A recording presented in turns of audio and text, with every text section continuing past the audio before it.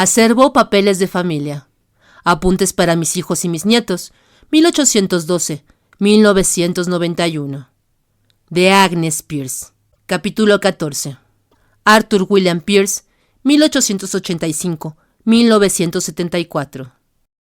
Arthur William Pierce fue el primero de los 4 hijos de don Arturo Pierce, el más cercano y el predilecto de su padre, quien decidió proporcionarle la mejor educación y poner a su alcance todas las prerrogativas de su posición social y económica. Don Arturo odiaba la costumbre provinciana de Mérida, de toda familia acomodada, de no mandar a sus hijos a las escuelas, sino hacer venir a los maestros a las casas, de manera que los niños Pierce acudían a una pequeña escuela elemental que dirigía don Mortimer Tappan, exclusiva para un selecto grupo de alumnos hijos de extranjeros, donde aprendían a dominar el inglés antes que su propio idioma y a conocer la historia y costumbres de Inglaterra.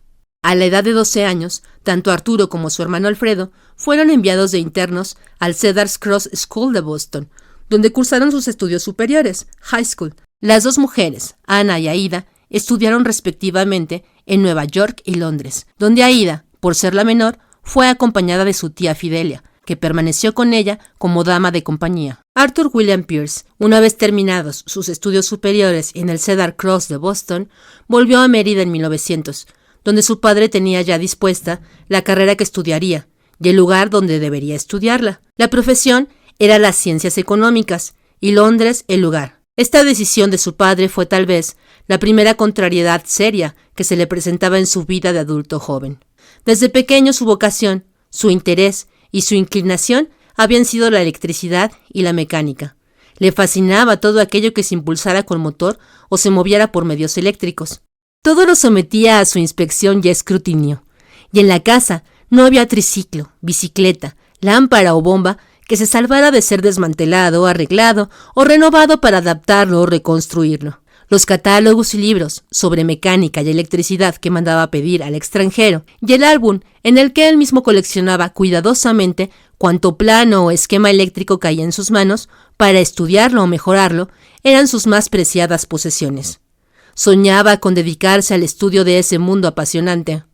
Pero su padre no concebía cómo un hijo suyo deseara entregarse a la actividad de mecánico cuando su porvenir estaba hecho y su éxito asegurado como futuro heredero de la presidencia del Banco Peabody. Así que la decisión estaba tomada y Arturo sería enviado a Londres. Cuando en 1901 murió la reina Victoria, reina de la Gran Bretaña e Irlanda, a los 82 años, después de un reinado de 64, don Arturo Pierce, a los 50 años, no podía dejar de ser uno más de los fieles súbditos ingleses residentes allende de los mares en ir a presentar sus respetos durante las exequias de su ilustre reina. 2 propósitos más alentaban a Pierce: volver a su patria añorada, de donde faltaba hacía 21 años, y ver a su única hermana, Anne, Miss Studwell, y conocer a sus hijos, Duncan, Hilda, Ozzie, Gordon, Ruth y Doris. Deseos que habría de cumplir por única vez en su vida. Su estancia en Londres fue corta, pero suficiente para restablecer los lazos de unión con su hermana y su familia y dejar asegurado en la universidad a su hijo Arturo, que dócilmente aceptó dedicar 3 años de su vida a una profesión que nunca quiso, que nunca habría de desempeñar y que pronto hizo desaparecer de su memoria como si nunca hubiera existido, aunque su tía Anne escribiera que mi sobrino Arturo es un estudiante excepcional. En 1904, Arthur Norman Pierce es nombrado vicecónsul por los estados de Yucatán, Campeche y el distrito de Quintana Roo, mientras que en la Universidad de Londres su hijo Arturo se gradúa con honores como flamante economista y se dispone a exponerle a su padre sus intenciones de estudiar lo que verdaderamente lo apasiona: mecánica y electricidad. Como solo tiene 19 años, el padre concede que hay tiempo más que suficiente para que se lo dedique a ese capricho pasajero. Así es que de Londres, Arturo se desplaza a Boston, donde se matricula para estudiar la carrera de ingeniero mecánico o electricista. 2 años más tarde, en 1906, durante una de sus cortas estancias vacacionales en Mérida, conoce a Piedad Monforte. Él tiene 21 años y ella 15, pero se enamoran y durante los siguientes 6 años, no importa cuán lejos estén uno del otro, ni cuánto tiempo dure ese alejamiento, ellos permanecerán siempre fieles a sus juramentos de amor. En 1907, Una vez adquirido su título de ingeniero mecánico electricista, Arturo regresa a Mérida solo para enterarse de que su hermana Ana estudia en un colegio de Nueva York. Su hermana Aida permanece en Londres, su hermano Alfredo en Boston, que su novia Piedad y su hermana Fausta están internas en el St. Joseph's Academy de la Sociedad Children of Mary en Emmitsburg, Maryland. La noticia del periódico, alusiva a la partida de las hermanas Monforte, dice: para los Estados Unidos, en el vapor americano que zarpará mañana de progreso, se embarcará el joven Jacinto Zapata, hermano de Mamá Grande, en una unión de sus sobrinas Delia, Fausta y Piedad Monforte Zapata, hijas del licenciado Seferino Monforte. Fausta y Piedad van a ingresar a un colegio de los Estados Unidos y Delia en viaje de recreo. Que éste sea muy feliz y que las estudiantes alcancen muchos triunfos.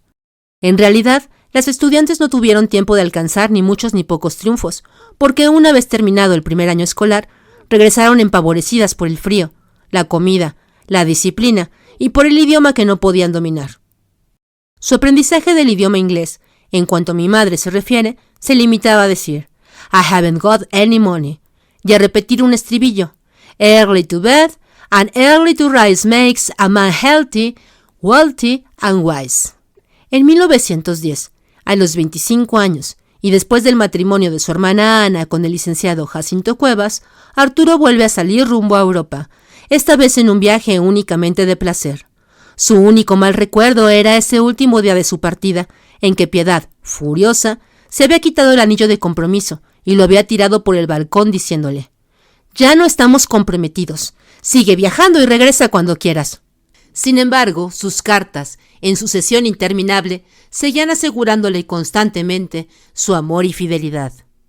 En este viaje aprovecha para conocer mejor el mundo de la ciencia y la tecnología, y se interesa por cuanto artefacto mecánico surge y se exhibe por todas partes, como el dirigible que se eleva por primera vez en Johannisthal, Berlín, donde él es uno de los pasajeros privilegiados. En la feria de San Serge, Suiza, asiste a la presentación de los últimos modelos de automóviles, que, desde su invención en 1884, asombraban por sus adelantos.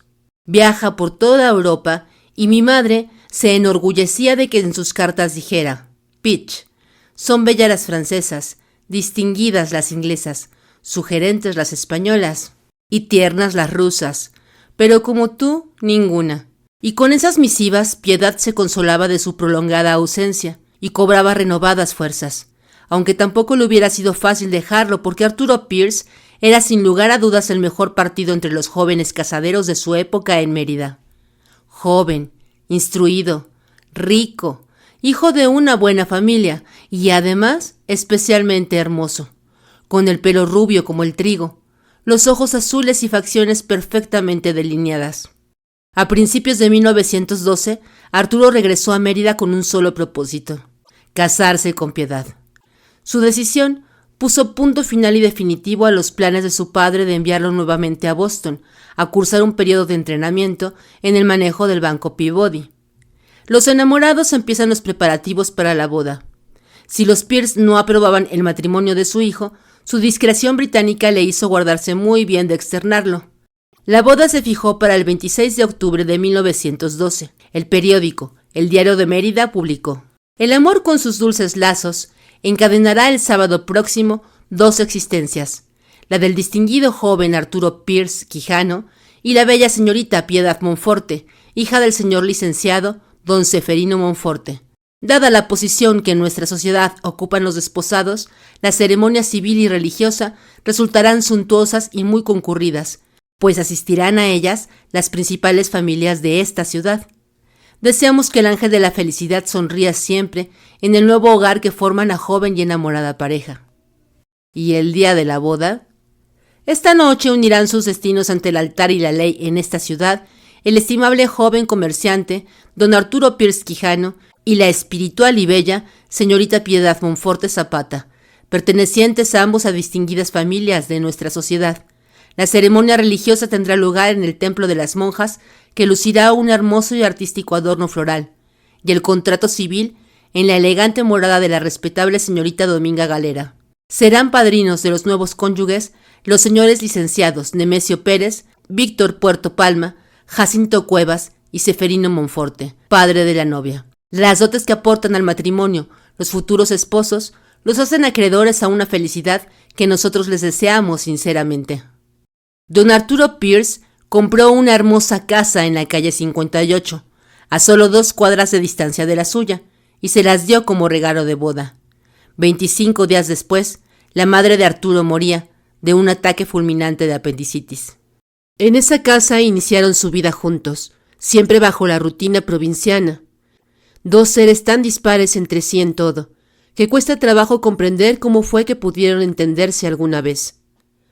Al principio, la holgura en que vivían, protegidos y asegurados con la largueza y generosidad de don Arturo, no propiciaba mayores enfrentamientos, y porque Piedad tomaba como cualidad de un hombre leal y hogareño su tendencia a la reclusión y el aislamiento.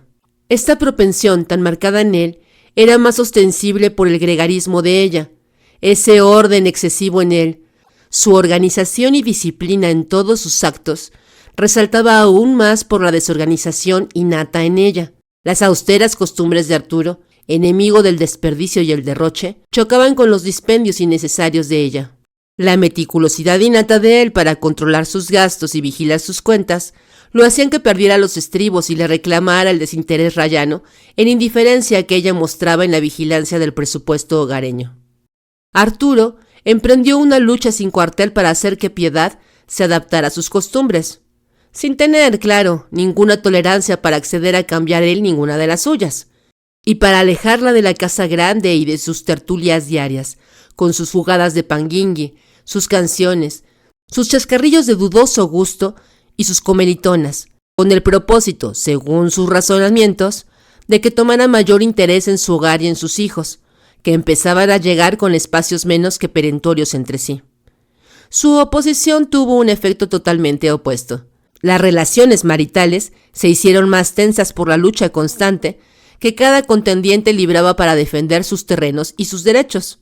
Arturo era un hombre introvertido, aislado, taciturno y recluido que no precisaba de compañía, que disfrutaba inclusive de la paz y la soledad. Piedad era todo lo contrario, necesitaba gente a su alrededor, alguien con quien chacotear y disfrutar. Le hacía falta un mundo lleno de ruido y cada vez se sentía más triste y más sola, a pesar de estar rodeada de muchos hijos y de tantos criados. Ella nunca mostró interés por aprender cosas nuevas, ni por mejorar su nivel intelectual, y sentía positiva aversión por la lectura, quizá porque su esposo Arturo le dedicaba tanto tiempo a los libros que se aislaba en ellos con más y más frecuencia.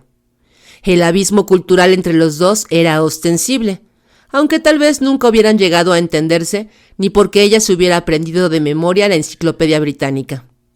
Y desde muy temprano empezaron a manifestarse en la esposa las señales del amor que se marchita y que empieza a morir. En los últimos años de su estancia en Mérida eran ya notorias las consecuencias de sus disparidades. Mientras Arturo se aislaba más y más socialmente, ella ansiaba con toda el alma formar parte del bullicio. Cuando él volvía del trabajo en el banco Peabody de su padre, deseoso de poder dedicarse a sus libros o a los trabajos de mecánica de sus coches, ella estaba harta de ociosidad y encierro. Las explosiones eran mayúsculas cuando mi madre, a falta de otra cosa que hacer, y por una costumbre que conservó hasta sus últimos años, se dedicaba con molesta frecuencia a cambiar de sitio los muebles y las cosas de los cajones, sin ningún sentido ni del orden ni de la utilidad.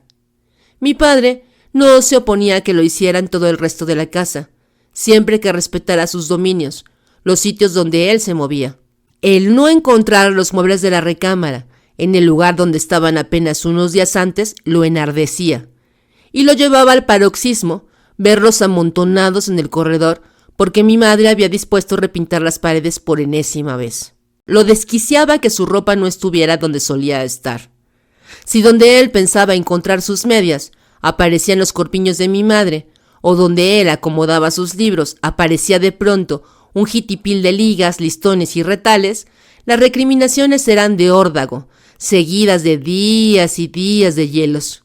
Mi madre desconocía en absoluto el respeto a la propiedad particular y le tenía sin cuidado el sentido del orden y organización de mi padre, lo que calificaba de tema.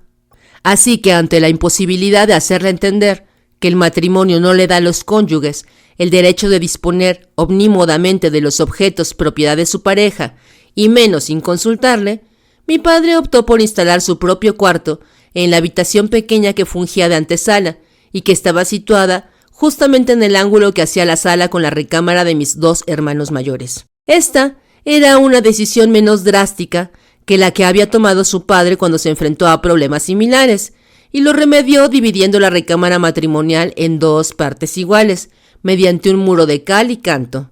Pero en adelante, ese sería su territorio. Los sirvientes tendrían acceso únicamente para asearlo y depositar sobre su chifonier su ropa limpia, que él se encargaría de acomodar escrupulosamente. Mi madre quedó excluida de esos ámbitos, lo cual no le importó ni poco ni mucho. Tenía toda una enorme casa para desordenarla, cuantas veces quisiera, una buena porción de hijos para descuidarlos, y un ejército de criados para ir levantando tras de ella sus depredaciones. Aunque mi padre tratara por todos los medios de evitarlo, una que otra vez, presionado por las circunstancias, o temeroso quizá de enfrentar las explosiones hogareñas que se le vendrían encima, íbamos de pasadilla campechano, a casa de los abuelos Monforte. Las comidas en esa casa eran un verdadero festín de platillos yucatecos en toda su esencia, que mi abuela se enorgullecía de ofrecer a los que nunca faltaban de visita en la casa grande, con la tranquila condescendencia de papá grande, y que en su tiempo fueron para solaz de la ciega doña Dominguita Galera, y para felicidad de mamá grande, que verdaderamente gozaba en compañía de sus numerosos parientes y amigos. El menú era variado y sustancioso, y había para todos los gustos y en cantidades pantagruélicas, así que lo mismo se degustaba un buen puchero, verdadero lujo por la escasez de verduras en la sequedad del suelo de Mérida, que un frijol con puerco, un escabeche de Valladolid, cocitos de cochinita pibil, queso relleno, panuchos, pan de cazón, salpicón de venado, pavo en relleno negro o en relleno blanco, sopa de lima, chirimole, salbutes o un buen ajiaco de puerco, de pollo o de camarón, y por la noche, acompañados de un espumoso e hirviente chocolate con agua o tazones de atole nuevo, los tamalitos de Yves, frijolito negro, los regios sotobichayes, tamalitos envueltos en hoja de chaya, o hasta las simples tazas anchas de frijol cabache, de la olla, con su picado de cebolla morada, chile habanero, tomate y cilantro. Aquella patrulla de complacidos degustadores no dejaba ni el chich, el resto. La enorme mesa larga del comedor era en ocasiones insuficiente y se agregaban todas las tablas de extensión y a veces hasta las mesitas de la cocina. Entre los asistentes no faltaba la familia Cuevas con su conspicua integrante doña Anita, hermana de doña Celia, compañera de Panguingui de mi mamá en México.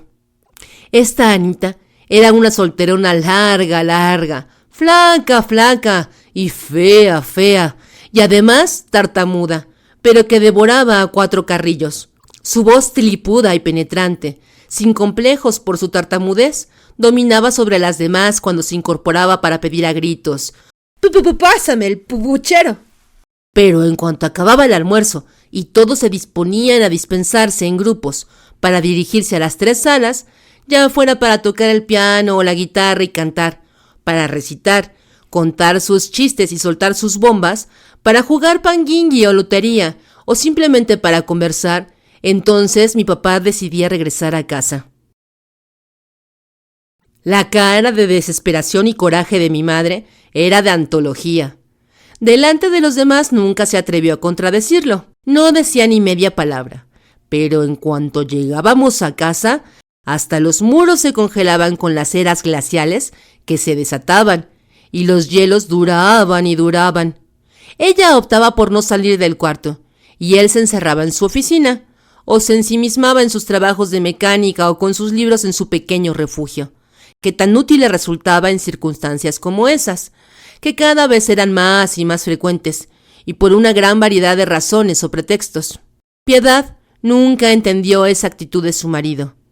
¿Cómo era posible que ese ambiente de alegría, de jolgorio, de risas y algarabía que tanto bien había hecho a la obscura vida de doña Dominguita Galera iluminando la soledad de su existencia, ese bullicio que tanto complacía a su padre, don Ceferino Monforte, porque dentro de él se movía como mariposa feliz su amada esposa Fidelia.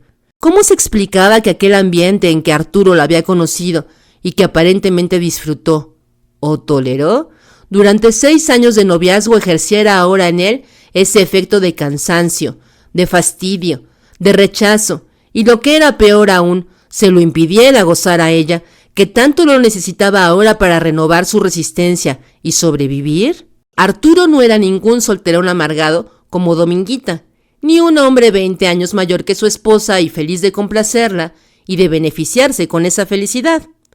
Arturo era un heredero joven, acostumbrado a recibir, no a otorgar, a imponerse, no a doblegarse, a decidir, no a tolerar, actitud que conservó hasta el fin de sus días y que en última instancia lo hizo tan infeliz. Por otra parte, papá grande Monforte era el compendio mismo del amor, la dulzura y la tolerancia.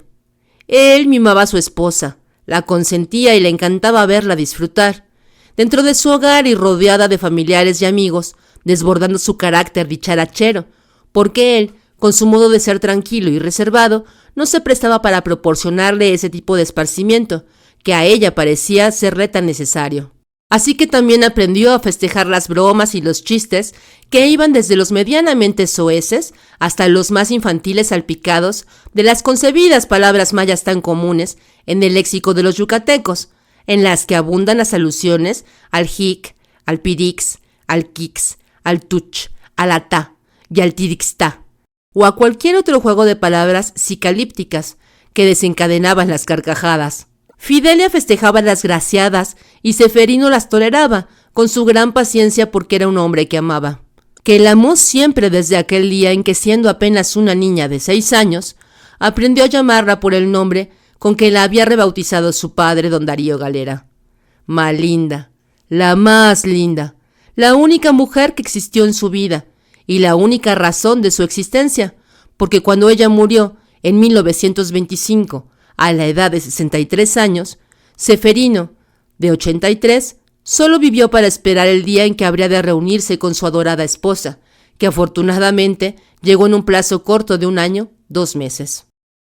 Las disensiones del matrimonio Pierce-Monforte, con sus consabidos distanciamientos, crecieron y se multiplicaron, quizá alimentados en parte por la misma fuente, tan común y constante hoy en día como lo fue en su época, desde tiempos inmemorables, y como persistirá haciéndolo por saecula saeculorum, la absoluta dominación que ejerce una parte de la humanidad sobre la otra. El hombre, que se considera portador y poseedor absoluto de la razón, el derecho y la verdad, no piensa más que en dominar, hasta donde lo dejan, a la mujer, que supuestamente está en el error y la ignorancia por no pensar como él, opinar como él, disfrutar lo que él disfruta, repudiar lo que a él no le agrada, comer lo que a él le gusta y dormir cuando él tiene sueño. La mujer de hoy, de ayer y de siempre tiene que plegarse, adaptarse, resignarse y obedecer si no quiere que la sociedad la culpe de causar el rompimiento del vínculo matrimonial, la desintegración de la familia, la desgracia de los hijos, los temblores, los ciclones y la devaluación del peso.